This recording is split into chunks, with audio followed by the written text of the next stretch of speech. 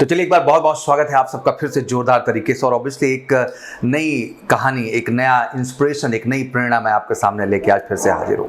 बलिया के एक छोटे गांव से आने वाला बच्चा किस तरह से मेहनत करता है, कैसे संघर्ष उसके जीवन का शुरू होता है और उसके बाद वो वाकई में उस मकाम को तय करता है जो वाकई में तय करना चाहता है। बट ऑब्वियसली ये संघर्ष अभी आसान नहीं है, कहीं ना कहीं अब अगले फेज की जो तैयारी है उससे भी बेहतर करना है। पर उसके लिए किस तरह का जज्बा, कॉन्फिडेंस इनके अंदर है, उन बातों को हम समझेंगे और साथ ही साथ ये समझने की कोशिश करेंगे कि आखिर रिटर्न में जो सफलता हुई है उसके पीछे इनका किस तरह का तैयारी, किस तरह का स्ट्रैटेजी रहा। मैंने बार बार कहा कि ये सारी कहानियां, सारी इंस्पिरेशन, सारी प्रेरणा का केवल एक उद्देश्य है कि मैं चाहता हूं कि आने वाले 4 सितंबर में आप सब भी कमाल करें और ज़्यादा से ज़्यादा संख्या में सफलता लेकर के फाइनली एसएसबी का हिस्सा बने। तो चलिए बहुत बहुत स्वागत है आपका शो में। सबसे पहले आप अपना नाम बताएं। मेरा नाम सतीश यादव है। सतीश कहाँ से बिलोंग करते हैं? सर बलिया के एक छोटे से गांव गोपालपुर कला से मैं आता हूँ। जी जी, गोपालपुर नाम है गांव का? गोपालपुर कला।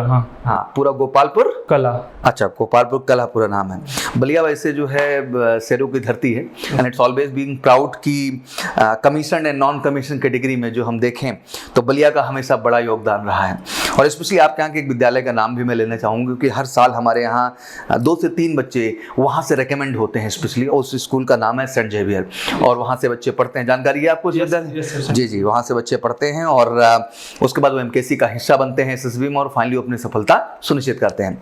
तो चलिए थोड़ा बहुत अपने परिवार के विषय में, कैसे एनडीए सपना बना और कैसे आपकी लाइफ की जर्नी शुरू हुई? सर मेरा नाम सतीश यादव है। मेरे पिताजी का नाम शंभुनाथ यादव है जो एक पुणे की स्टील कंपनी में काम करते हैं और मेरी माताजी का नाम श्रीमती चंद्रावती देवी है जो एक हाउस वाइफ है। मेरा एनडीए सपना नहीं था, पहले मेरा आर्मी था, नॉन कमीशन जाना। मेरे गांव में देखा था कि बच्चे दौड़ते हैं, रनिंग करते हैं सुबह सुबह जाके। मैं भी सोच रहा था कि मैं भी आर्मी ज्वाइन करूंगा और देश की सेवा करूंगा।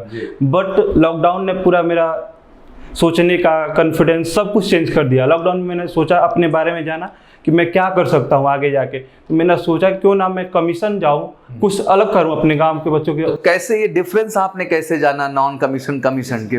मैंने यूट्यूब पर वीडियो देखा आपका और उसमें देखा कि एनडीए एक है जो मैं 12th के बाद जा सकता हूँ और कमीशन रैंक पे जा सकता हूँ। तो मैंने एनडीए के बारे में जाना, गूगल से, यूट्यूब वीडियो से पता किया। तो मैंने सोचा कि मैं उस लायक हूँ, मैं कर सकता हूँ उस चीज़ को।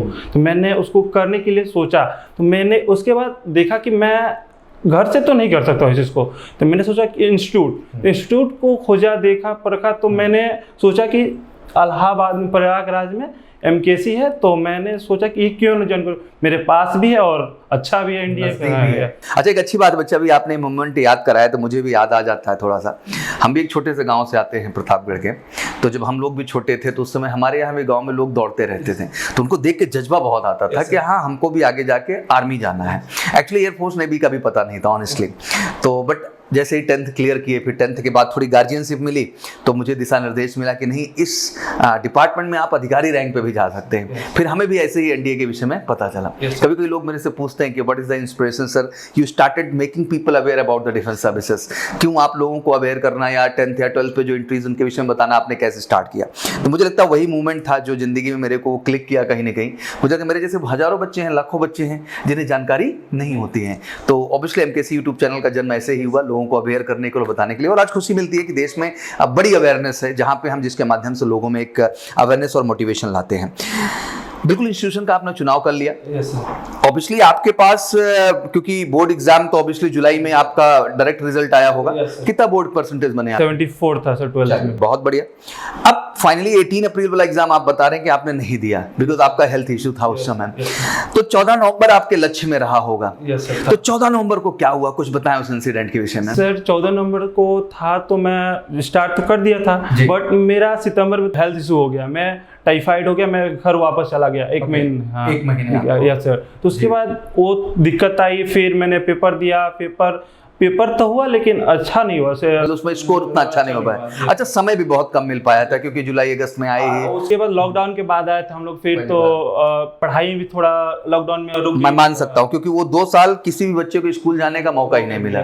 ना हम 2020 में स्कूल जा पाए, ना 2021 में जा पाए। तो वो एक प्रेशर तो रहा होगा अंदर अंदर। अच्छा, नवंबर में एग्जाम देने के बाद एक झटका तो लगा होगा कहीं ना कहीं कि मैं नहीं कर पाया। उसके बाद कैसी प्रेरणा जगी और किस तरह का जज्बा अंदर आया?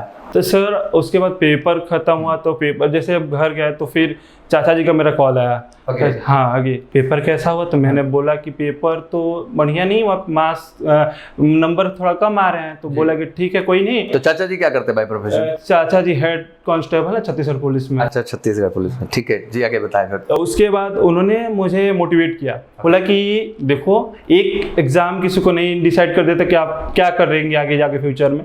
आपके अंदर वो काबिलियत है, आप वो कर सकते हैं। और आप देखिए कोई भी जाता है वहाँ पे तो हमारी छोटी जगह से जाता हूँ वहाँ पे, और आप अभी हार मत मानिए, फिर आप अगेन तैयारी करिए। और मैंने वही स्टार्ट किया वहीं से उनके। बहुत बढ़िया। मुझे लगता है कि आपके इस मैसेज से लाखों बच्चों को एक मैसेज जा रहा है।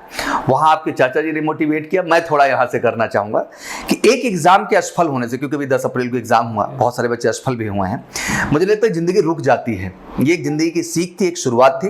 अभी एक बार खुद को अंदर मंथन करने की ज़रूरत है, कहाँ कमी रहेगी, क्या बेहतर करना है, और आने वाले 4 सितंबर में कमाल करना है। ये जज्बा, ये गट्स, कहते हैं खुद से कमिटमेंट करना है, ये सबसे बड़ी चीज़ है। और आपने वो कमिटमेंट किया उसके बाद मुझे लगता है, और फिर आप नए सिरे से बढ़े। हाँ। तो इस बार आपने कैसे बेहतर किया अपनी मैथ को, अपने जीएस पार्ट को, कैसे क्या किया आपने? मैथ मेरा पहले से स्ट्रॉन्ग था, क्योंकि मैं वहाँ से आता था जहाँ मैथ एक जबरदस्त है। हाँ। सारा बलिया का जो है ना वो शेर है एक तरह से मैथ को लेकर के, वो पूरा बिहार बेल्ट जो है अपने आप में मास्टरी कर रखा है। तो मैथ मेरा पहले से स्ट्रॉन्ग था। हाँ। अब था कि इंग्लिश तो मैंने रमेश मौर्य सर से बात किया।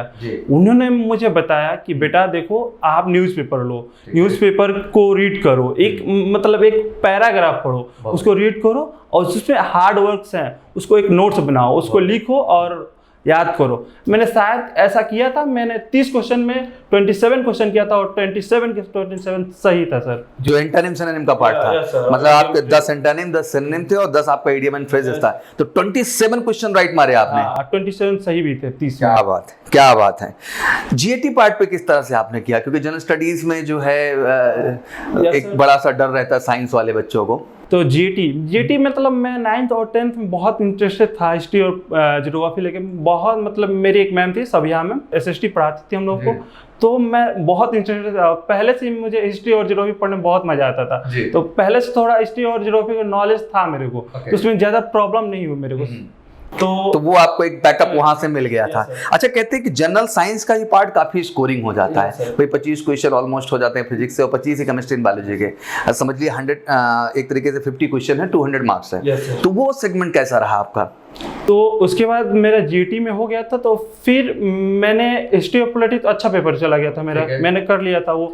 और बचा फिजिक्स और केमिस्ट्री और बायोलॉजी। तो बायोलॉजी तो थोड़ा सा और केमिस्ट्री वीक था मेरा, तो मैंने फिर फिजिक्स में 18 क्वेश्चन किया था, और शायद मेरा 14 सही था उसमें। 18 में भी 14 सही किया आपने। Yes sir. दैट मीन जो आपका स्कोरिंग बोर्ड, जैसा आप कह रहे हैं कि 400 के आसपास मैं जा रहा हूं सर, और मुझे लगता है कि 400 या 400 से अब स्कोर लाना कहीं ना कहीं इसमें जीएटी का रोल तो बड़ा हो ही जाता है। मैथ के कितने क्वेश्चन बच्चा आपने अटेम्प्ट किए होंगे? मैंने मैथ के 51 क्वेश्चन अटेम्प्ट किया था, और 44 सही था मेरा। बहुत बढ़िया। मैं इनके माध्यम से एक बात भी समझाना चाह रहा हूं, बच्चों को ये बड़ा लक्ष्य रहता है कि मुझे 100 क्वेश्चन कर देने हैं, मुझे 110 कर देते हैं। इस चक्कर में क्या होता है कि उनसे बहुत सारे क्वेश्चन गलत भी हो जाते हैं। मैंने ये पहले सोच कर रख लिया था, मैं पेपर देने से पहले ये बैठ कर जो मुझे आएगा वही करूंगा मैं, चाहे कुछ नहीं करूंगा। This is the fact। और मुझे लगता है यूपीएससी में ही जरूरी है, क्योंकि बहुत सारे लोग हैं सर हम तो सब करके आए थे, हमारा नहीं हुआ। तो उसके पीछे का कारण ये है कि आप होश में आइए।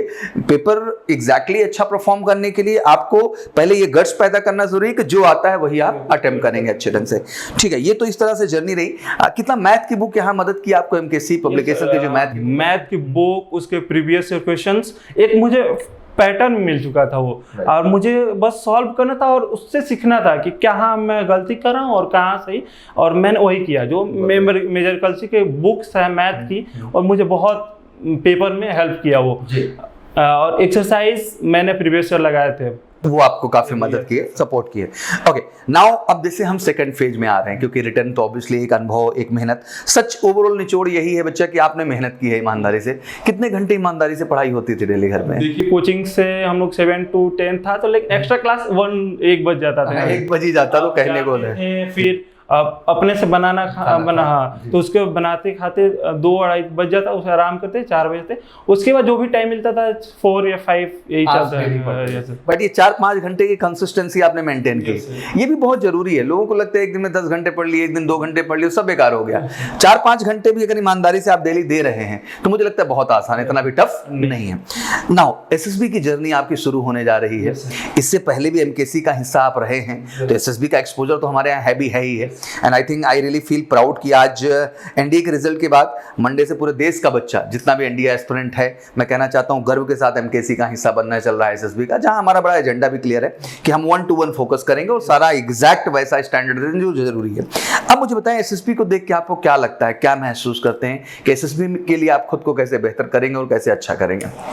सर एसएसबी के लिए मैंने सोच रखा था, पहले मेरा कम्युनिकेशन थोड़ा सा वीक है, क्योंकि मैं ऐसे एरिया से आता हूं जहां कम्युनिकेशन प्रॉब्लम्स पहले से थी। मैं उससे इंप्रूव करने के लिए पूरा कोशिश करूंगा अपना 100%। अब ये एक्सक्यूज नहीं दे सकते, मैं भी अपना एग्जांपल देता हूं, मैं भी उस जगह से आता हूं जहां थ्रू आउट हिंदी में बात होती थी, but timing I changed my self, you know. तो ये सोचना अब नहीं है, अब इस पे काम करना है। वेरी राइट, फर्स्ट स्टेटमेंट कि I need to work on my communication. Exactly, अगर अभी से मैं जोड़ूं तो ऑलमोस्ट 3 महीने के आसपास समय भी मिल रहा है, and I think it's enough time to work on the communication part. वैसे मैं जब एग्जाम की तैयारी होती रहती है बच्चों को रिटर्न की, तभी गाइड करता रहता हूं, बेटा work on communication, work on communication, लेकिन उस समय ख्याल यूपीएससी का होता है सर, तो और कुछ नजर नहीं आता। चलिए, बिल्कुल मैं आपकी बात मानता हूं, but now we have enough time, because मैं कहना चाहता हूं कि कोई 14 दिन का एसएसबी का प्रोग्राम नहीं है हमारे यहाँ। एसएसबी का प्रोग्राम सफलता का है, और सफलता के लिए हम दिन नहीं गिनते हैं, हम उसके लिए एक जज्बात, एक इच्छा शक्ति और इस चीज का गट्स महसूस कराना चाहते हैं कि अब आप बोल दो कि now sir I am ready to face the SSB. उसके लिए 14 डेज के 4 राउंड भी चले ना तो कोई दिक्कत की बात नहीं है, बट जब आप जाएं तो बोर्ड के अंदर बिल्कुल फिर कहते हैं ना कि सर रिकमेंडेशन लेके आना है, and this is my target and this is my goal. Obviously you need to work on the communication part, बहुत सही बात कही आपने, बट कम्युनिकेशन के साथ साथ कंटेंट, इंफॉर्मेशन, अवेयरनेस, और जैसे आपने कहा कि एसएसटी में आपका पहले से इंटरेस्ट है, तो that really help you better, वो आपको मदद करेगी। बेसिकली जहां से आप आते हैं, जिस गांव विशेष से आते हैं, आपने बिल्कुल सही कहा कि वहां ज्यादातर नॉन कमीशनड ही होते हैं, तो कमीशनड के लिए आप जा रहे हैं, बात आपने शेयर की दोस्तों से, किसी से बताया इस विषय में आपने किसी से? नहीं, शुरुआत में तो मैं किसी से नहीं बताया था, बट रिजल्ट आने के बाद कुछ लोगों को पता चल गया है। अच्छा, कुछ लोगों को पता है। Yes sir. चलिए, बहुत बढ़िया। अब एक और बेहतर रिजल्ट दीजिए, पूरा देश ऑटोमेटिक जान जाए कि आपने वाकई में कर दिखाया उस छोटे से गांव से जहां करते, क्योंकि आपने अपना संघर्ष भी मुझे ऐड किया बच्चा कि आप 9 से लेके 12 तक 3-4 किलोमीटर पहले साइकिल चला के जाते थे, फिर वहां से बस पकड़ते थे, फिर विद्यालय पहुंचते थे। घर से दूरी अराउंड कितने किलोमीटर की थी? 14 या 50, मतलब 40-50 किलोमीटर्स की दूरी थी पूरी की पूरी। ठीक है, तो बेसिकली ये डेली का आपका संघर्ष रहता था। कितने घंटे समय लग जाते बच्चा आने जाने में? बस से जाने में 45 मिनट और घर से आने में 20-25 लग जाता था। सर। तो मतलब डेली का 1-1.5 घंटे का ये साइकिल रहता था, आना जाना। 1.5 घंटा आना और 1.5 घंटा जाना। इससे आप थक नहीं जाते थे? पढ़ाई में इफेक्ट नहीं होता था बच्चा? सर थक, ये तो कहते तो इशू, मतलब आप अपने पेरेंट्स को धोखा देते कि मेरे प्रॉब्लम्स है, अब वो भी तो कुछ कर रहे हैं मेरे लिए, तो उनके लिए कुछ करने का जज्बा होना चाहिए। और मुझे लगता है ग्रामीण क्षेत्र से आप जहाँ थे, आई थिंक पिताजी का ही योगदान था जिस वजह आप अच्छे स्कूल में पढ़ने गए, नहीं तो हो सकता है गांव स्तर पे ही रह जाते, और वहां आप ना पढ़े होते तो शायद ये कॉन्फिडेंस, ये जज्बा जो आपके अंदर है वो चीज ना आ पाती। उसमें सबसे बड़ा योगदान मेरे चाचा जी का था। उन्होंने मुझे शुरुआत से मोटिवेट किया कि नहीं देखो, अब तुम यहाँ से नहीं, अलग सोचो यहाँ से, कि अगर हम कमीशन जाना है तो मतलब अपने एरिया में जैसे नॉन कमीशन बच्चे हैं तो जा रहे हैं, बहुत से लोग गए हैं, आपको कमीशन जाना है, आप कुछ अलग सोचें इनसे, और जब आप अलग सोचेंगे तो फिर यहाँ मेरे समाज का, हमारे एरिया का, हमारे गांव का, बिल्कुल उनमें भी एक प्रेरणा आएगी, एक इंस्पिरेशन आएगी, और ऑब्वियसली आपका स्वयं छोटा भाई है, वो भी इंस्पायर होगा कि भैया कर रहे हैं तो हम भी क्या करेंगे, इस चीज को कर दिखाएंगे। पिताजी को आपने बता दिया कि रिटर्न क्वालीफाई हो गया पिताजी? क्या कहा उन्होंने? उन्होंने कुछ अभी तो कुछ कहा नहीं, बोला कि ठीक है आगे की तैयारी करो और जाओ, फिर कोचिंग जाओ, पता करो क्या करना है, कैसे करना है। आधा हुआ है, अभी आधा बाकी है। आधा बाकी है। बट कहते हैं कि आधी शुरुआत अच्छी है और आगे की आधी शुरुआत भी बेहतर होगी। आई think it's very nice talking with you बच्चा। यही नेचुरलपना, यही ओरिजिनलिटी, यही सच्चाई आप अपने अंदर मेंटेन रखिए बच्चा। वर्क ऑन कम्युनिकेशन, कुछ बहुत बड़ा टेस्ट नहीं है एसएसबी, एक टैस्ट पे हम आपके काम करेंगे, स्क्रीनिंग पे, साइकोलॉजी पे, जीडीओ पे, इंटरव्यू पे, और आपको सबको इंडिविजुअल फीडबैक मिलेगा कि आप कहाँ कमी कर रहे हैं और क्या आपको बेहतर करने की जरूरत है, और बिल्कुल हम सब मिलकर बेटा इस बार बेहतर रिजल्ट लाएंगे। सर मुझे अब कुछ कहना था जी बिल्कुल। और आपकी मोटिवेशन वीडियो ने मुझे बहुत मोटिवेट किया और मैं यहाँ से आता था तो मैं शुरुआत से आप 9 से आपका वीडियो देखता था मैं, तो बहुत मोटिवेट हुआ। उसके बाद मुझे पता नहीं था इंडिया के बारे में, इंडिया के बारे में 11th में लॉकडाउन में पता चला और उसके बाद मैंने सोचा कि मेजर कल से ही ज्वाइन करना है मेरे को कैसे भी। तो मैंने कन्विंस किया घर पे चाचा जी से और पिताजी से बात किया, तो बोले कि ठीक है जो करना है तुम कर सकते हो, मैं रेडी हूँ। तो उन्होंने, मैं जुलाई में आया, फिर यहाँ से तैयारी शुरू कर दी थी। आपने वो कर दिखाया, थैंक यू सो मच। मुझे लगता है यही गिफ्ट मेरे लिए भी बड़ा है और मेरी भी कोशिश बच्चा हमेशा यही रहती है दिल से कि कितना अवेयर कर सकूं। अभी मैंने रियल हीरोज़ की कहानी की एक सीरीज़ शुरू की है, शायद आपने भी देखा हो सर के चैनल पे, तो उसमें मैं रियल हीरोज़ की कहानी सुनाता हूँ। मेरा भी ज़िंदगी का एक ही ध्येय है, एक ही जज्बा है कि फ़ौज की हर वो चीज़ जो देश को सुननी चाहिए, जाननी चाहिए और समझनी चाहिए। और एक कहते हैं ना, डिफेंस एस्पिरेंट होने के नाते हमारा धर्म बनता है, हमारा कर्तव्य बनता है उन चीज़ों को सुनना, जानना और उनके बलिदान, उनके सेक्रीफाइसेस को हमेशा याद रखकर अपने जहन में। तो मुझे लगता है वो मैंने कारवां शुरू किया है। बाकी आप सबका प्यार तो मिलता ही है बच्चा, and because of that things are going fantastic. Thank you so much, it was really a lovely discussion with you बच्चा, एंड आई थिंक आपको भी मज़ा आया होगा। बस ऐसे ही मासूम बच्चे हैं जो मेहनत करके कुछ कर रहे हैं बेहतर, आप इन्हें बहुत सारा प्रेम दीजिए, आशीर्वाद दीजिए। और साथ ही साथ मैं कहना चाहता हूँ कि आप भी मेहनत करिए, क्योंकि अगर आप कर सकते हैं तो आप भी कर सकते हैं। Thank you so much, wish you all good luck. जय हिंद, जय भारत।